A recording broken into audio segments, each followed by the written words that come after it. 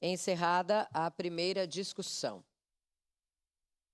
Em primeira discussão, projeto de lei número 220/2024, contido no processo número 273/2024, de autoria do Poder Executivo, que institui o título Embaixador do Turismo de Caxias do Sul.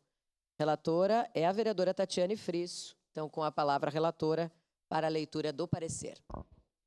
Parecer é favorável ao projeto de lei número 220/2024, contido no processo 273/2024. Recebe esta Comissão de Desenvolvimento Econômico, Fiscalização, Controle Orçamentário e Turismo para análise e parecer o projeto de lei acima ementado, de autoria do Poder Executivo, que institui o título Embaixador do Turismo de Caxias do Sul.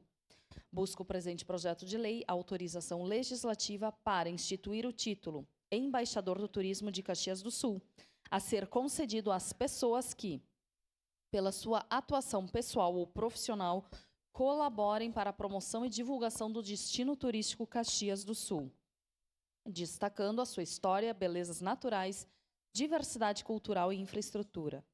A Comissão de Constituição, Justiça e Legislação manifestou-se pela constitucionalidade da matéria. Consultada a assessoria técnica desta comissão, conforme parecer que integra o presente, manifestou-se no sentido de que o projeto de lei alcança a viabilidade e preenchimento dos requisitos previstos na legislação vigente.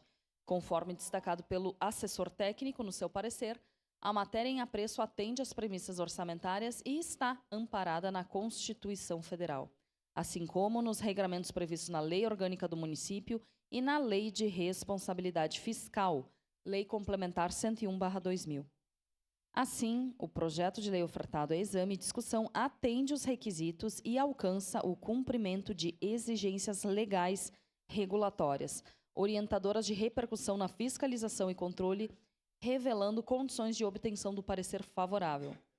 Deste modo, esta Comissão de Desenvolvimento Econômico, Fiscalização, Controle Orçamentário e Turismo, por seus integrantes, nada tendo a opor e acatando o parecer 66/2024, emitido por sua assessoria técnica, opina de forma favorável ao projeto de lei 220/2024, contido no processo 273/2024.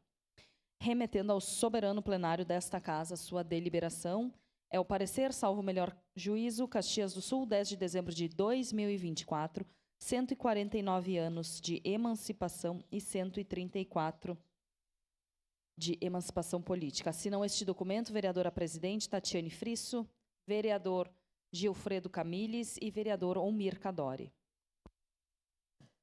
Obrigada, vereadora. Então, em primeira discussão,